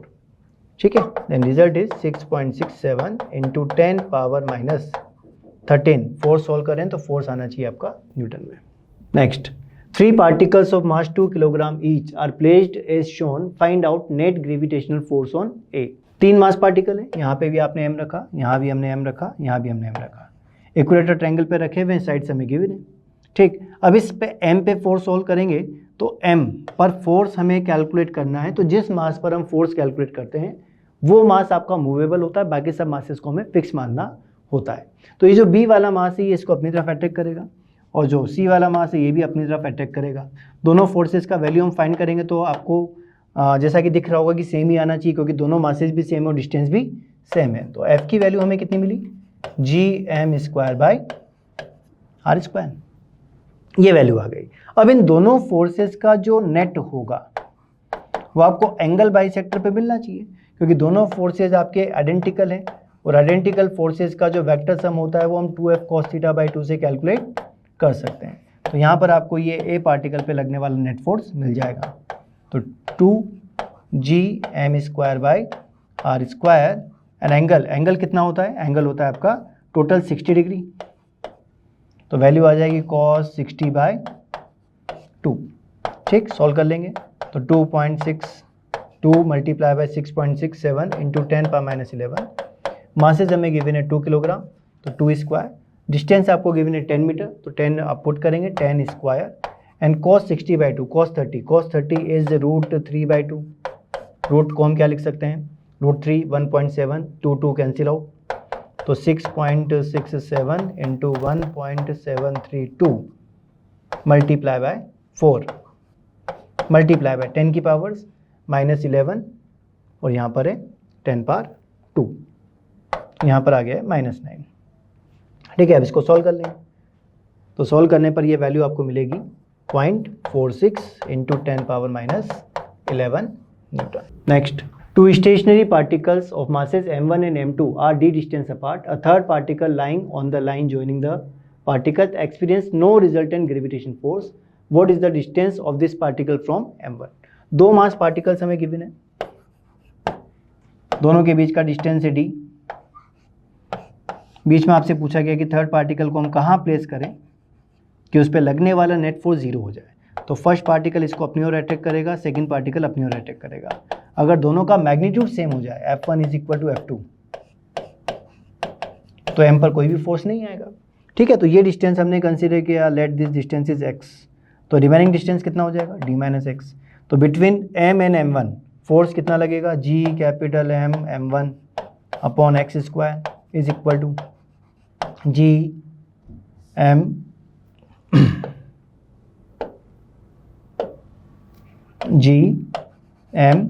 m2 और distance d - x whole square. Term cancel out हो रहा है, जी एम ये हमने कैंसिल आउट कर दिया, स्क्वायर रूट लिया, स्क्वायर रूट लेंगे तो वैल्यू आ जाएगा root m x is equal to root m two d minus x, cross multiply कर दिया तो root m one multiply by d minus x root m one is equal to x ये m two. ठीक है, तो x वाला term आपको अलग करना है, x का टर्म आपने अलग किया तो वैल्यू आ गई आपकी x root m one plus root m two is equal to d times of root m one. So x is equal to root m one upon root m one plus m two multiply by d. और इस expression को हम direct भी याद रख सकते हैं। ध्यान रखना कि वहाँ पर इंटेंसिटी जीरो होगा, जो पहली बात पॉइंट कहाँ होना चाहिए, स्मॉलर मास के पास होना चाहिए, है ना। लॉजिकली अगर हम देखें तो स्मॉलर मास, अगर हम इसको ऐसा बोलते हैं कि m1 is less than m2, यानी जो x आपको मिलेगा वो d माइनस एक्स से कम होना चाहिए। यहाँ पर ऐसा कुछ भी नहीं दिया था तो यहाँ पर हमने m1 m2 मानते हुए सोल्व किया। ठीक है, लेकिन लॉजिक क्या चलता है कि जो स्मॉलर मास पार्टिकल होता है इक्विलिब्रियम पॉइंट हमेशा उसके पास में शिफ्ट होता है। तो अगर ऐसा गिवन होता कि m1 is less than m2 तो x का वैल्यू आपके d माइनस एक्स से कम आता। ठीक है, तो इसको हम डायरेक्टली यूज़ कर सकते हैं। अगर आपको m1 से डिस्टेंस चाहिए तो आप m1 को न्यूमरेटर में रखो, m2 से डिस्टेंस चाहिए तो आप m2 को न्यूमरेटर में पुट कर दें और आपको पर्टिकुलर डिस्टेंस मिल जाएगा। Next, a solid sphere of uniform density and radius r exert a gravitation force of attraction F on a particle P। अगर ये पूरा स्फीयर है जिसका मास m है, रेडियस r है, तो इस P पॉइंट पर फोर्स हमें कितना मिलेगा, अट्रैक्शन फोर्स। तो अट्रैक्शन फोर्स हो जाएगा मास मल्टीप्लाई बाय इंटेंसिटी। तो वहाँ पर हमने मास माना कि स्मॉल m रखा है और इंटेंसिटी कितनी आ जाएगी, G M by distance 2r square. तो वैल्यू आ गई G capital M small m by 4r square. ये हमें F1 मिला। सेकेंड ये बोला गया कि अगर एक केविटी हम क्रिएट कर दें, कितने रेडियस का, r/2 का, now form in the sphere as the shown in the figure, the sphere with the cavity now applies a gravitation force F2 on the same particle P, है ना। तो इसी सेम पार्टिकल P जो small m मास का है उस पर अब जो फोर्स लग रहा है दैट इज F2। अब F2 जब आप सॉल्व करेंगे तो हमें दो फोर्सेज मिलेंगे, एक तो स्फीयर का मिलेगा और एक कैविटी का मिलेगा। जैसा कि अभी अभी हमने लॉजिक में समझा था कि जो मास होता है वो r³ के प्रोपोर्शन में होता है। तो अगर आपने इसकी रेडियस को हाफ कर दिया पहली बार, तो इसका जो मास आपको मिलेगा वो भी इसी के रेडियस के प्रोपोर्शन में मिलना चाहिए। मतलब टोटल मास का बाई 8, रेडियस हमने सोल्व कर ही लिया। ठीक है, केविटी बना हुआ है, केविटी बना है तो हमें क्या करना होता है, एक तो हम कंप्लीट स्फीयर के लिए सोल्व करते हैं और उसमें से केविटी का माइनस कर देते हैं। तो केविटी का माइनस करेंगे तो केविटी का मास कितना है, m/8। केविटी के सेंटर से डिस्टेंस कितनी है, ये डिस्टेंस r, ये डिस्टेंस r/2, पॉइंट आउटसाइड में ही है। तो यहाँ पर आ जाएगा 3r/2 होल स्क्वायर। सॉल्व कर लेंगे तो gm/r स्क्वायर ये कॉमन 1/4 माइनस न्यूमरेटर में है 1/8, डिनोमिनेटर में है 9/4। ठीक है, ये कैंसिल आउट होगा, यहाँ बचेगा 18। सो gm/R स्क्वायर 1/4 माइनस 1/18। एलसीएम कितना आ गया, एलसीएम आ गया 36, तो 9 माइनस 2, ठीक, एंड gm/r स्क्वायर। तो 9 माइनस 2 7, तो 7/36 gm/r स्क्वायर। ये वैल्यू आपको किसकी मिली, F2 की मिली। अब हमें सोल्व क्या करना है, हमें सोल्व करना है F2/F1। सबसे पहले आपने F1 सोल्व किया, फिर आपने F2 सोल्व किया। ये जो है इंटेंसिटी है, इसमें हम मास का मल्टीप्लाई करें तो हमें क्या मिल जाएगा, फोर्स, क्योंकि P पॉइंट पर मास भी है, ये वैल्यू आ गई। तो जब यहाँ पे आप F2/F1 सोल्व करेंगे तो gmm/r स्क्वायर ये तो हो जाएगा कैंसिल आउट। F2 रहेगा आपका 7/36 एंड फर्स्ट वैल्यू आ रही है 1/4, तो आंसर आ जाएगा 7/। Next, what will be acceleration due to gravity at a planet having diameter twice the diameter of earth and mass 3 times of अर्थ।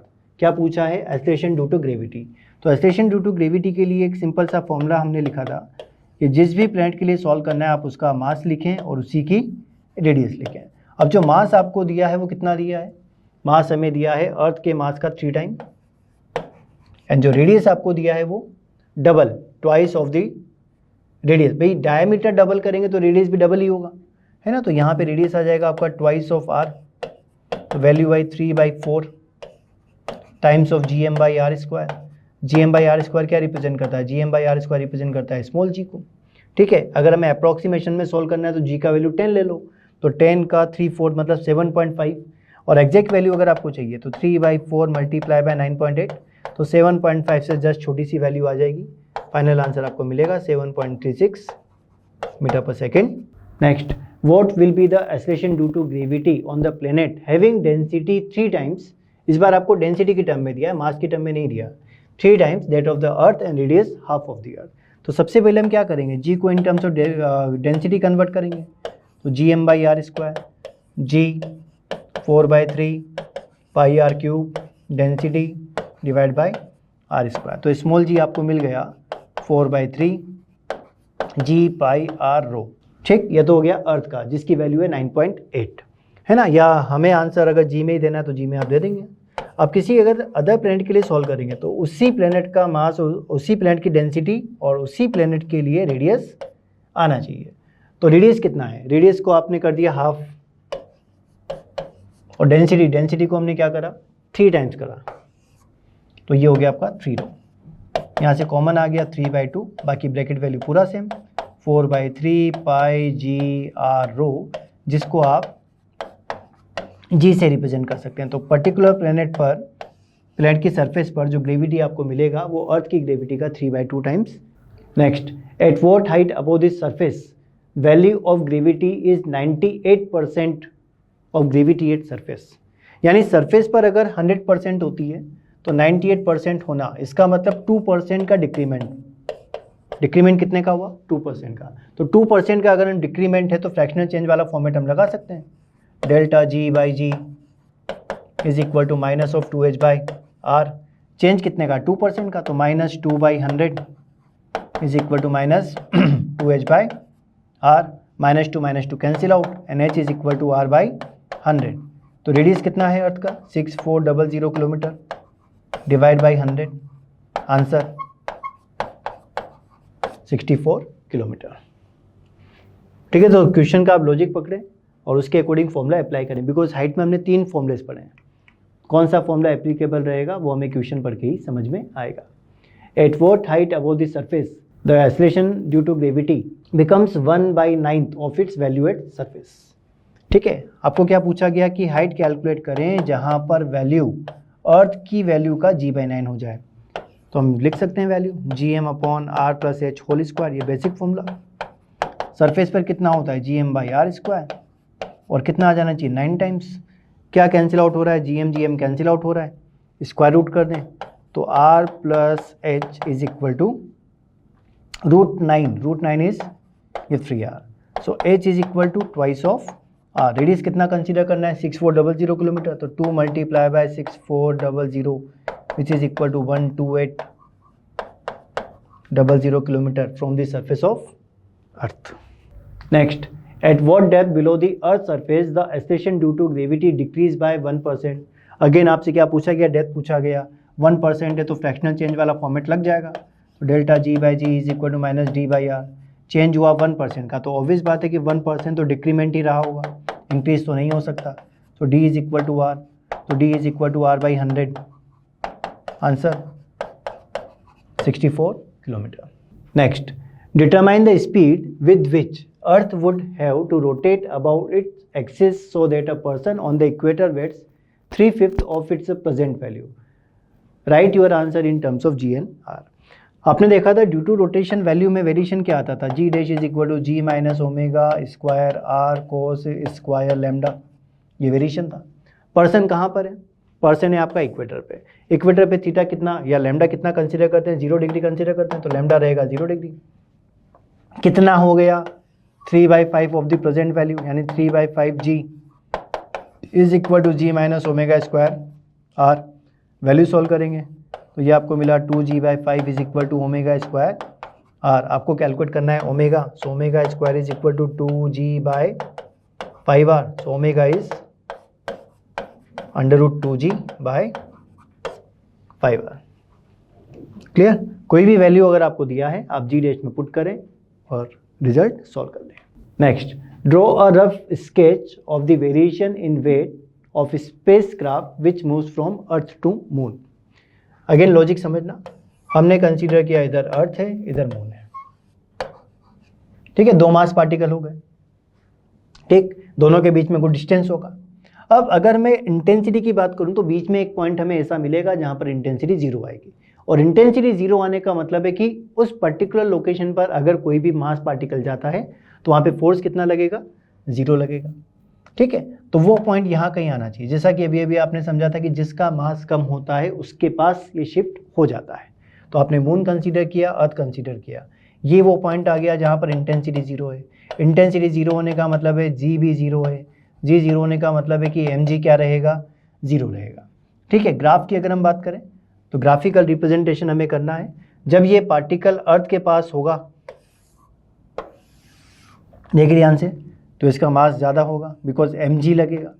फिर ये जैसे जैसे अर्थ से दूर जाएगा एक पॉइंट हमें ऐसा मिलेगा जहाँ पर इंटेंसिटी 0 आ गई, इसके बाद ये मून के पास चला जाएगा, लेकिन वैल्यू में चेंज आएगा बिकॉज अगर ये अर्थ के पास में है तो अर्थ पर जी की वैल्यू होती है एम जी, ठीक है, और अगर ये मून के पास चला गया तो मून पर जी की वैल्यू होती है g/6, तो यहाँ पे वैल्यू भी क्या मिलेगी, mg/6। तो ध्यान दें इंटेंसिटी का जो ग्राफ है वो इसी तरीके का बनेगा, इंटेंसिटी का बनाओ, फोर्स का बनाओ, जी का बनाओ, सबका ग्राफ आपका सेम ही बनेगा, क्योंकि पहली बात ये कि इंटेंसिटी और ग्रेविटी दोनों कैसी हैं, सेम ही है। तो यहाँ पे वैल्यू मैक्सिमम रहेगी, बीच में एक पॉइंट आपको मिलेगा जहाँ पर इंटेंसिटी 0 आ रही है, इंटेंसिटी 0 होने का मतलब है जी 0 है, जी 0 होने का मतलब है फोर्स 0 है, फोर्स 0 होने का मतलब है वेट 0 है, ठीक है। तो ये ग्राफ हमें देखने को मिलेगा कुछ इस तरीके से। देखें जैसे जैसे डिस्टेंस बढ़ता जाएगा ये पॉइंट आपका इंटेंसिटी 0 वाला पॉइंट, अर्थ पे मिलेगा वैल्यू mg, और जब आप मून की सरफेस पे चले जाएंगे तो मैक्सिमम वैल्यू उसका आ सकता है mg/6। Next, with what velocity must a body be thrown from the earth's surface so that it may reach a height 4 re above the surface, ठीक है। तो सरफेस से प्रोजेक्ट किया, तो सरफेस से प्रोजेक्ट करा, आपको फॉर्मेट बताया था कि हम यूज़ कर सकते हैं 2gmh/r+h, सारी वैल्यूज आपके पास, v², ये v तो हमें सॉल्व करना है, ट्वाइस g के प्लेस पर क्या रखेंगे 6.6 × 10⁻11। मास कितना कंसीडर करें, मास क्या मास हमें दिया है, हमें मास नहीं दिया, तो ध्यान दें यहाँ पर आपको g दिया हुआ है। तो हम क्या कर सकते हैं, मास को हम डायरेक्टली यूज़ ना करें, हम इसको थोड़ा सा कन्वर्ट करें। किस में कन्वर्ट करें, इसको हम स्मॉल g की टर्म में कन्वर्ट कर सकते हैं, क्योंकि वो हमारे लिए थोड़ा सा इजी भी रहेगा। हमें एक्सप्रेशन पता है स्मॉल g = कैपिटल GM/r², तो जहाँ पे भी कैपिटल GM आ रहा है उसके प्लेस पर हम क्या लिख सकते हैं, GR² पुट कर सकते हैं, तो आप पुट कर दें, ठीक है। तो GM के प्लेस पर आपने पुट कर दिया स्मॉल g/r², हाइट कितनी आई 4r, ये आपको गिवन है 4r डिवाइड बाई r, और ये r+4r, ठीक है। तो ये 2 multiply bye r2r cancel out, तो ये वैल्यू हो गई आपके पास 4, g की वैल्यू हमने 10 कंसीडर किया, ये रिमेनिंग रहा r² डिवाइड बाई 5r, एक r और कैंसिल आउट हो गया। सॉल्व किया इसको तो 2 16r ये वैल्यू हमें मिली, 16r = v², ठीक है, v² = 16r। r को हम क्या लिखेंगे 6400, देखिए तो किलोमीटर में, इसको मीटर में भी कन्वर्ट करना है, ये वैल्यू आपको मिलेगी, ठीक है। तो जब आप इसको अप्रॉक्सीमेटली कैलकुलेट करेंगे तो वैल्यू आती है आपकी 10017 के आसपास अराउंड, ठीक है, and which is equal to 10⁻4 km/s। ये तो मीटर में है ना, मीटर स्क्वायर में, और यहाँ पे वैल्यू किस में आ जाती है आपकी, किलोमीटर में आ जाती है जब आप इसको सॉल्व करेंगे। Next, two bodies of respective masses small m and capital M are placed d distance apart. The gravitation potential V at the position where gravitation field is 0.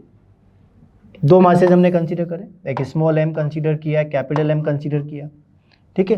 किसी भी एक मास को हम स्मॉल m कंसीडर कर लेते हैं, मान लेते हैं कि जो स्मॉल m है वही आपका स्मॉलर है, तो बीच में हमें एक पॉइंट मिलेगा जहां पर इंटेंसिटी 0 है, और उसी पॉइंट पर आपको क्या सोल्व करना है, पोटेंशियल सोल्व करना है। ये हमें क्वेश्चन दिया गया, तो हमने माना कि ये डिस्टेंस है r1, ये डिस्टेंस है r2। सबसे पहले ये बताएं कि हम स्मॉल r1 और स्मॉल r2 सोल्व कर सकते हैं, बिल्कुल कर सकते हैं। स्मॉल r की वैल्यू हमें क्या मिलेगी, स्मॉल m टोटल डिस्टेंस आपको कितना गिवन है, d डिस्टेंस गिवन है, तो multiply by d upon root m plus root small m। Similarly जब आप R2 कैलकुलेट करेंगे तो वैल्यू आ जाएगा आपका under root capital M multiply by d upon capital M plus ये रूट स्मॉल m। और पोटेंशियल हमें सॉल्व करना है, मास का पोटेंशियल gm बाय डिस्टेंस, उससे हम सॉल्व कर सकते हैं। तो Vp is equal to minus G small m by R1 minus G capital M by R2, दोनों की वैल्यूज हमने पुट कर दी। तो minus G small m R1 के प्लेस पर ये पुट किया तो root m d divide by root capital M plus root small m minus G capital M root capital M d upon root capital M plus root small m। तो root capital M small m ऊपर चला जाएगा, ये root m cancel out होगा, तो expression आपके पास रहा g by d common, g by d common, और ये root capital M plus small m ये भी ऊपर चला गया। ठीक है, यहाँ पे बचेगा आपके पास फर्स्ट ब्रैकेट में root m and second bracket में रहेगा रूट कैपिटल M। ठीक है, यानी root capital M and root small m का whole square and multiply by minus g by d. So option 4 will be the right answer. Next, a mass of 6 into 10 power 24 kilogram is to be compressed in a sphere in such a way that escape velocity from its surface is 3 into 10 power 8. Escape velocity का formula अभी अभी आपने देखा, तो escape velocity is equal to twice of gm by r, ये होता है। आपको g गिवन है, मास गिवन है ना, escape velocity भी आपको गिवन है। आपसे क्या पूछा गया कि रेडियस कितना रहेगा, यानी r हमें कैलकुलेट करना है। सो हम यहाँ से इस एक्सप्रेशन को थोड़ा सा अरेंज करके लिख सकते हैं, r is equal to twice of gm by v square.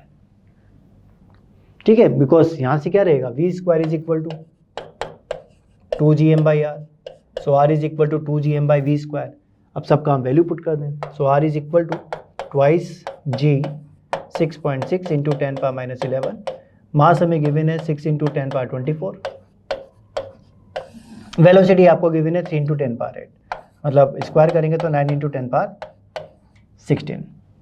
ठीक है, सो r इज इक्वल टू, ये कैंसिल आउट होगा 2, ये फ्री, ये कैंसिल आउट होगा 2.2। ठीक, तो 2.2 इंटू 2 4.4 इंटू 2 8.8 मल्टीप्लाई बाय 10 की कितनी पावर्स है, माइनस 11 प्लस 24 माइनस 16। ठीक, तो यहाँ से रहेगा 8 माइनस 11 माइनस 3, सो रेडियस आ गया आपके पास 8.8 into 10 power minus 3 metre, which is equal to 8.8 millimetre. Option देखें, ऑप्शन में दिया है 8 मिलीमीटर 9 मिलीमीटर, तो 8 से तो दूर है, तो ये आंसर चला जाना चाहिए 9 millimetre, which is approximately equal to 9 millimetre. Calculations भी हैं, कैलकुलेशन को थोड़ा ध्यान से सॉल्व करेंगे, आंसर में मिल जाता है। तो यहाँ पर ऑप्शन 1 आपका correct answer. A particle is projected vertically upward from the surface of the earth radius re with a speed equal to 1/4 of the escape velocity, 1/4 of the escape velocity, यानी किस velocity से हमने project किया, escape velocity के by 4 से हमने project करा, and आपसे पूछा गया what is the maximum height attained by it। तो हाइट के लिए अगेन हम फॉर्मूला यूज कर सकते हैं, v square is equal to twice of gmh upon r plus h। अब इस बार हमें h कैलकुलेट करना है, v आपको गिवन है, v कितना गिवन है, v आपको गिवन है escape velocity divide by 4। Escape velocity को हम क्या लिखते हैं, रूट 2gm बाई r है ना, और साथ में आना चाहिए बाई 4, स्क्वायर करना है, तो स्क्वायर करने में वैल्यू हो जाएगी 2gm 4 का स्क्वायर 16, साथ में r is equal to twice of gmh upon r plus h। कौन सा टर्म कैंसिल आउट हो रहा है, 2gm कैंसिल आउट हो रहा है, r से r कैंसिल आउट हो रहा है, क्रॉस मल्टीप्लाई किया, 16h is equal to r plus h and 15h is equal to r, so h is equal to r by 15। Option second correct answer. Next, calculate the mass of the sun if the mean radius of earth orbit is 1.5 into 10⁻8 kilometre and G हमें consider करना है 6.67 into 10⁻11। Time period आपको given है 1 year में कितना seconds, 3.15 into 10⁻7 second. Time period का formula जो आपने देखा था T square is equal to 4π² by GM upon r³ से ही रिप्रेजेंट होता है। तो यहाँ से आपको मास कैलकुलेट करना है, तो mass will be 4π² r³ by GT²। सारी वैल्यूज़ हैं, पुट करें। 4π² को हम 10 लिख सकते हैं। r हमें कितना गिवन है, r आपको गिवन है ये 1.5 इंटू 10⁻8, लेकिन ये किलोमीटर में है, इसको हमें मीटर में लिखना पड़ेगा 10⁻11 cube divide by 6.6 into 10⁻11 and time period आपको गिवन है 3.15 इंटू 10⁻7 होल स्क्वायर। ठीक है, अब ये सब नंबर्स ही हैं, तो m is equal to 4 into 1.5 तो ये हो गया आपका 2.25 इंटू 1.5 ये रिमेनिंग डिवाइड में 6.6 इंटू 3.15 मल्टीप्लाई बाय 3.15। 10 की अगर पावर्स की बात करें यहाँ पे 10⁻1 प्लस 33 11 क्यूब 33। ठीक है, यहाँ पे -11 एंड 14 10⁻11 प्लस 14 ऊपर जाएगा तो 10⁻3 बनेगा। जब इसको सॉल्व करेंगे तो अप्रॉक्सीमेटली आपको आंसर मिलेगा 2 multiply bye 10⁻30 kilogram. Next, imagine A light planet revolving around a very massive star in a circular orbit of radius r with period of revolution capital T. On what power of r will the square of time period depends if the gravitation force of attraction between the planets and the star is proportional to r⁻⁵/2। Point ये आता है कि gravitation force हम बोलते हैं कि लगने वाले सेंटीमीटर फोर्स के इक्वल है। तो ग्रेविटेशन फोर्स आपको r⁻⁵/2 के प्रोपोर्शन में दिया है। सेंटीमीटर फोर्स आपका रहेगा mv²/r, वो किसके प्रोपोर्शन में आना चाहिए, r⁻⁵/2 के प्रोपोर्शन में आना चाहिए। यहाँ से आप लिख सकते हैं v² proportional to r⁻⁵/2 plus 1 यानी -3/2। So v is proportional to r⁻⁻3/4। लेकिन आपसे वेलोसिटी का रिलेशन नहीं पूछा है, हमसे रिलेशन पूछा है स्क्वायर ऑफ टाइम पीरियड। तो स्क्वायर ऑफ टाइम पीरियड, तो पहले हम टाइम पीरियड सॉल्व करें कि t कितना, उसके बाद हम स्क्वायर ऑफ टाइम पीरियड का रिलेशन बता देंगे। तो पहले हम सॉल्व करते हैं t कितना रहेगा, तो t होता है आपका 2πr/v। So t is proportional to r/v। v के प्लेस पर हम क्या पुट कर सकते हैं, r⁻3/4। So t is proportional to r and r⁻3/4। जब ये पावर डिनोमिनेटर से ऊपर जाएगा तो ये प्लस हो जाएगा, तो 1 + 3/4।